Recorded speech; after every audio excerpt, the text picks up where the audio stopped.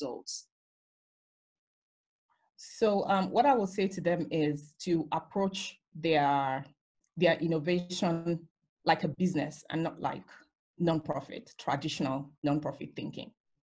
So what has happened with traditional nonprofit thinking is I'm doing something nice. People should, they should buy into this and give, and they should be, this is a really nice idea.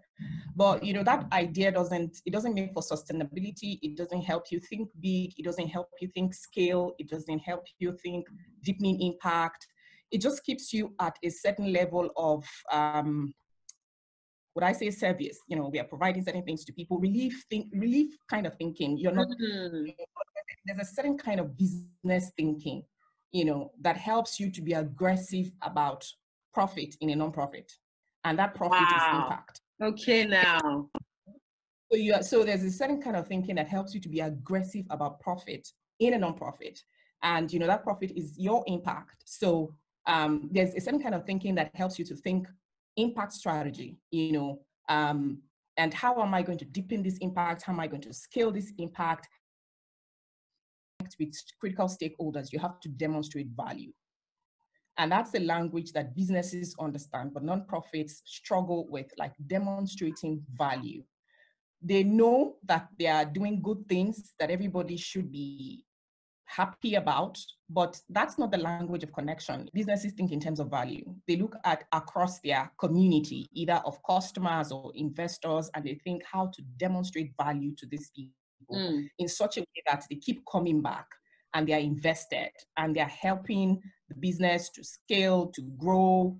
But as nonprofit, we don't really think in terms of demonstrating value, to critical stakeholder groups, whether those groups are beneficiaries. So we have to think of beneficiaries as customers. We have to think of funders as investors and to demonstrate value to all of these critical stakeholder groups, in such a way that they are invested in your project or your program or whatever it is you are doing. And they have something to look forward to. Just like in businesses, there's an annual general meeting. You also have to think about, so maybe in a nonprofit, you don't have an annual general meeting, of sorts.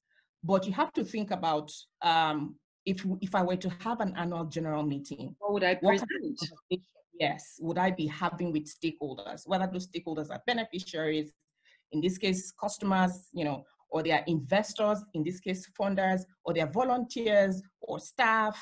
What kind of conversations would I be having with this? Because if you are a business, you don't go cap in hand and say, oh, we really tried, and you go with all your excuses, the terrain is really difficult, we really tried, we are hard. When I'm listening to nonprofit leaders and, they tend to think in terms of, the terrain is difficult, environment is these are the challenges I'm facing. And I'm like, you have to shift from that kind of conversation. You have to shift from that kind of conversation to start thinking in terms of opportunities, value, impact, and your big why.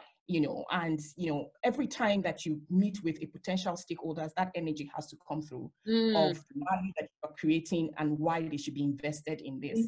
So yeah.